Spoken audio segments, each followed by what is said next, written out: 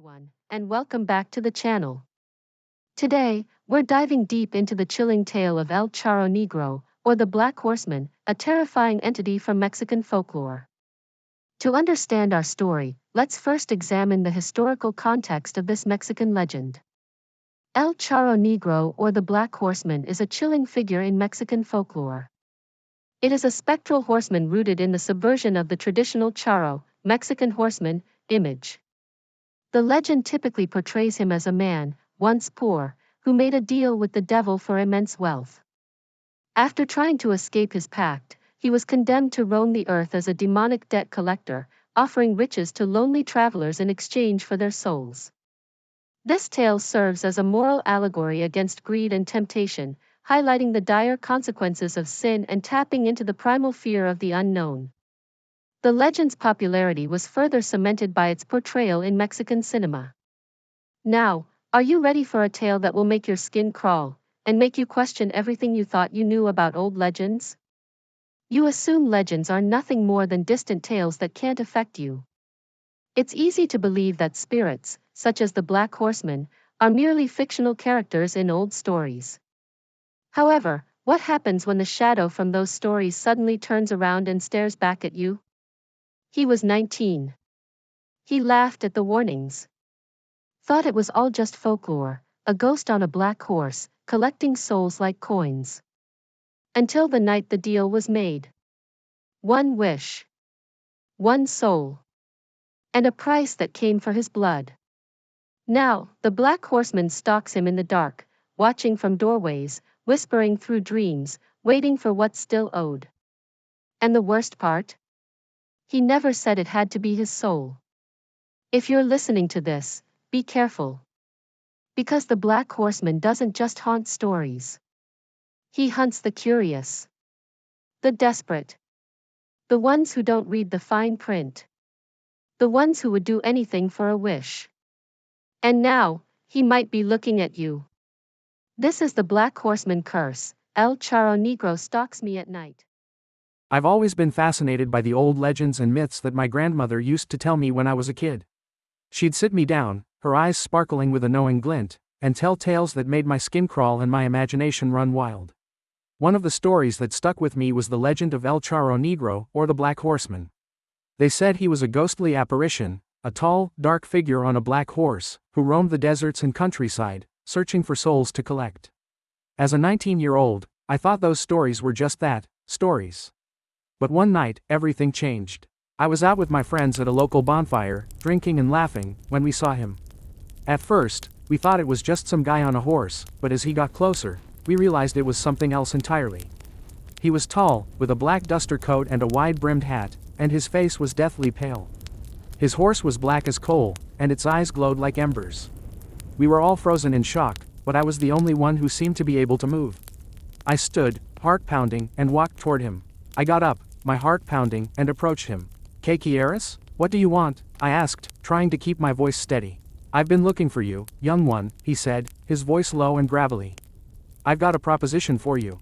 I'll grant you one wish, anything you desire, in exchange for one soul." I laughed, thinking it was some kind of joke. But the Black Horseman didn't smile. He just kept staring at me with those cold, dead eyes. "Who's the soul supposed to be?" I asked, still chuckling. "That's for you to decide," he replied. "Anyone you choose. A stranger, a friend, a family member, it's up to you." I thought about it for a moment. It sounded like an easy deal. I could wish for anything: wealth, success, the girl of my dreams, and all I had to give up was someone else's soul. I didn't know anyone who would be worth sacrificing, so I decided to choose a stranger. "Okay, deal," I said, extending my hand. The dark rider smiled, a cold, mirthless smile, and shook it. "You'll get your wish, but don't say I didn't warn you. There's always a catch." The next morning, I woke up feeling elated. I had wished for a brand new truck, something I'd been wanting for ages. I couldn't wait to see it parked outside my house. As I stepped out into the bright sunlight, I saw a shiny new pickup truck, exactly the one I'd been dreaming of. I was grinning from ear to ear, feeling like I'd just won the lottery. But as I turned to go back inside, I saw my mom standing on the porch, her face white as a sheet. "Son, it's your brother," she said, her voice trembling. My older brother, Carlos, had been out driving the night before, and he'd been in an accident. He was dead. I felt like I'd been punched in the gut. Carlos was more than just my brother, he was my best friend. We'd grown up together, sharing our deepest secrets and supporting each other through thick and thin.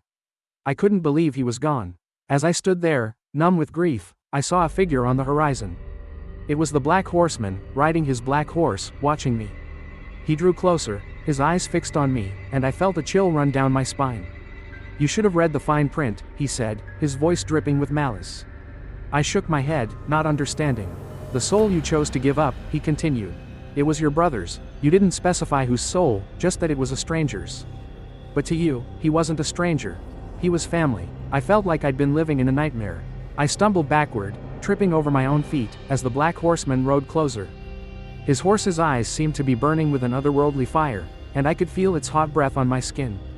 "You made a deal with me, and now the debt's been paid," he said, his voice echoing in my mind. "But don't think this is the end of it. You'll be seeing me again, and next time, it won't be just a simple trade." As he turned his horse around and rode off into the distance, I realized that some legends are better left unexplored. I'd made a deal with a monster, and now I was paying the price. The days that followed were a blur of grief and guilt. I couldn't shake the feeling that I'd been responsible for Carlos's death, that I'd made a terrible mistake. My family was devastated, and I couldn't bear to tell them the truth. I was trapped in a living hell, reliving that night over and over in my head. Weeks turned into months, and I started to notice strange things happening around me. Equipment would go missing, and strange noises could be heard in the night. People started to whisper that the Black Horseman was still watching me, waiting for me to make another move. One night, I was out driving, trying to clear my head, when I saw him again. He was standing on the side of the road, his horse grazing nearby. I slammed on the brakes, my heart racing. "You can't escape me," he said, as I stepped out of the truck. "You're tied to me now, and I'll be coming for you soon." I tried to run, but my legs were frozen. The Black Horseman reached out and touched my face, and I felt a chill run down my spine. "The fine print is still waiting to be read," he whispered. "And when you do, you'll realize that the true horror is just beginning." As he vanished into thin air, I knew that I was doomed. I'd made a deal with the devil, and now I was trapped in a world of horrors. I got back into my truck and drove home, my mind reeling with the consequences of my actions. I've been trying to make sense of it all since then, to understand the true meaning of that deal and the price I paid. But some secrets are too terrible to be revealed, and some legends are better left unspoken. As I lay in bed, the weight of my guilt and grief pressed down on me like an invisible hand. The house was silent, but I couldn't shake the feeling of being watched. Every creak of the old wooden floor, every rustle of the wind outside, made me jump. I had tried to convince myself it was just my imagination, but deep down, I knew better. The Dark Rider's presence lingered, a cold, oppressive force that seemed to seep into every corner of my life. I tossed and turned, my mind racing with thoughts of Carlos. His laughter, his smile, the way he used to tease me, they all played on repeat in my head. But now those memories stung, a cruel reminder of what I'd lost. The deal I made had cost me more than I could have ever imagined, and now, I was paying the price. Suddenly, a chill ran down my spine. I felt it before I heard it, a low, ominous chuckle that seemed to come from all around me. My heart pounded in my chest as I froze, my breath catching in my throat. I knew that sound, that presence. It was him, the Black Horseman. I tried to sit up, but my body felt heavy, as if roots had grown from the mattress and anchored me in place. The chuckle grew louder, more menacing, and I could feel his eyes on me, boring into my soul. I wanted to scream, to call out for help, but my voice was trapped in my throat, unable to escape. And then, just as suddenly as it had started, everything was still. The chuckle stopped, the presence vanished, and I was left lying there, gasping for breath. I didn't know whether to be relieved or more terrified. Had it been a hallucination, a product of my guilt-ridden mind? Or had the Dark Rider truly been there, watching me, waiting for me? I threw off the covers and got out of bed, my legs trembling beneath me. I needed to do something, anything, to distract myself from the fear that was consuming me. I walked over to the window and pulled back the curtain, staring out into the night. The moon was full, casting an eerie glow over the landscape. And then, I saw it, a figure, tall and imposing, standing just beyond the edge of the yard. My blood ran cold as I realized who it was. The Black Horseman. He was back. I dropped the curtain and stepped back, my heart racing. I didn't know what to do. Part of me wanted to run, to get as far away as possible. But another part of me, a part that I couldn't ignore, wanted to confront him, to demand answers, to make him take back the deal we had made. Before I could decide, I heard the sound of boots echoing outside my room. Heavy, deliberate steps that seemed to shake the very foundations of the house. They stopped right outside my door. I held my breath, my eyes fixed on the door as if I could see through it. The doorknob turned slowly, and then the door creaked open. I didn't need to see him to know he was there. I could feel his presence, cold and malevolent, filling the room with an unspeakable horror. Come out, little one," he said, his voice low and gravelly, like the rustling of dry leaves. "We have unfinished business, you and I." I wanted to run, to hide, to do anything but face him. But I couldn't move. I was frozen, paralyzed by fear, as he stepped into the room, his tall, imposing figure filling the space. His face was still hidden beneath the wide brim of his hat, but I could sense his gaze on me, cold and unyielding. "You think you can escape me?" he continued, his voice dripping with malice. "You think you can hide from the debt you owe me?" I shook my head, trying to find my voice, but it was gone, lost in the terror that had taken hold of me. "You made a deal with me," he said, his voice echoing in my mind. "And now, the debt must be paid." As he spoke, the room seemed to grow colder, the air thickening with an unnatural chill. I could see my breath as I tried to speak, tried to plead with him, but no words came out. I was at his mercy, completely and utterly trapped.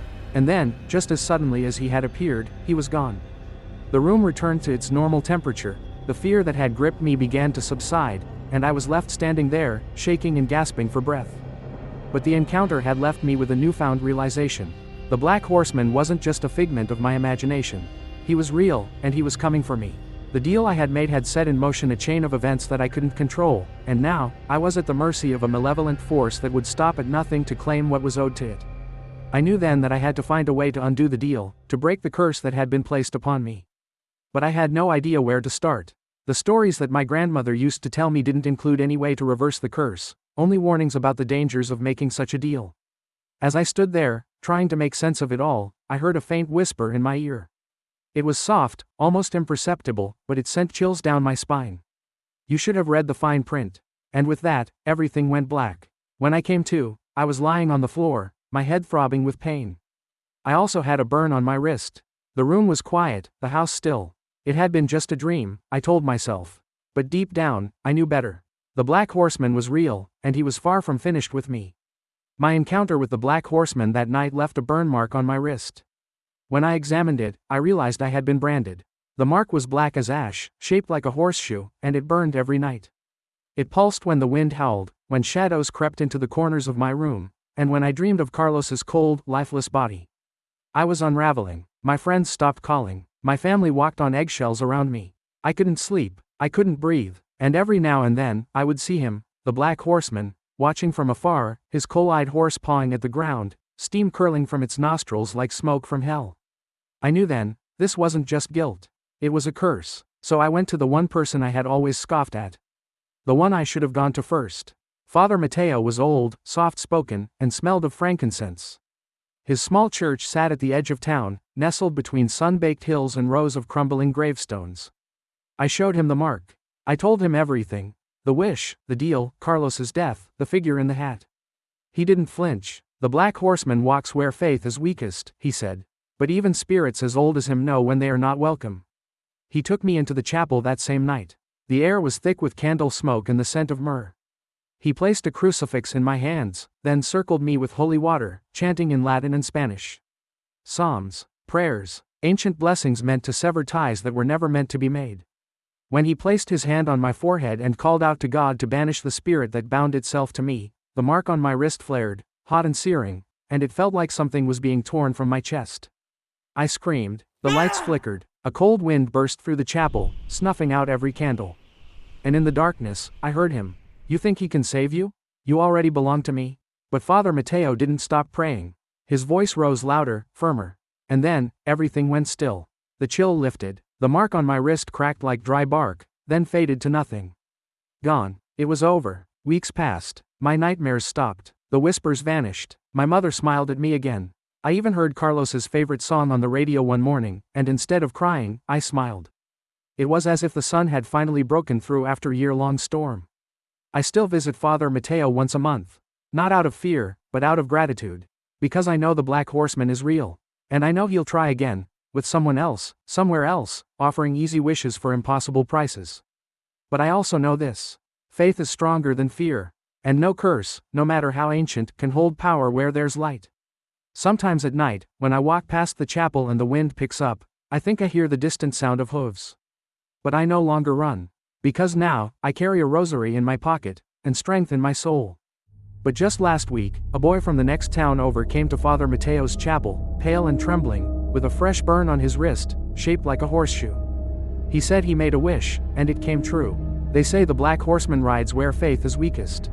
And somewhere out there, he's riding again. They say he rides under the moonlight, cloaked in shadow, offering wishes for souls. And if you listen closely on a cold, windless night, you just might hear the hoofbeats. The Black Horseman is never gone. He's just waiting.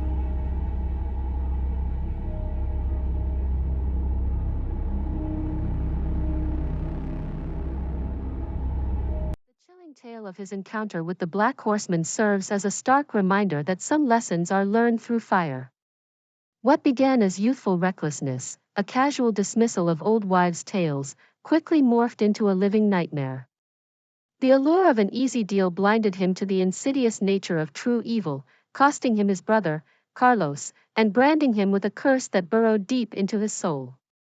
The mark on his wrist, a constant, burning reminder of his folly, became the catalyst for seeking help from an unexpected source.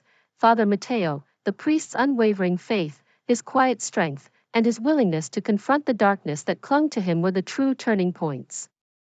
The agonizing ritual, the battle against the Black Horseman's lingering power, was a testament to the idea that some battles are fought not with fists, but with belief. Though the physical mark is gone and the constant dread has lifted, the experience has irrevocably changed him. He now understands that some legends exist not just as stories, but as warnings.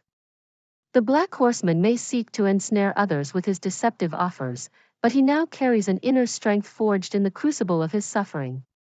It's a strength rooted in faith over fear, a profound understanding that even the most ancient curses cannot prevail where light and conviction reside.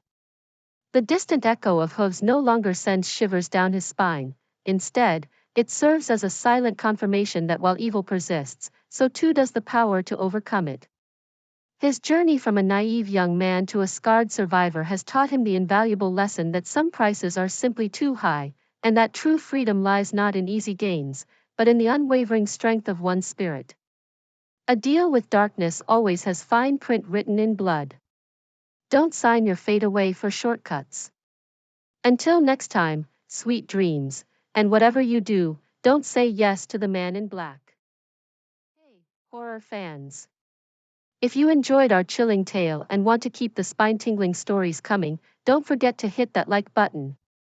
Your support keeps the darkness alive. Share this video with your friends, let's spread the fear together. And if you haven't already, make sure to subscribe and turn on notifications, so you never miss a hair-raising moment. Join our community of thrill seekers and prepare for more eerie adventures. Thanks for watching, and remember, stay scared.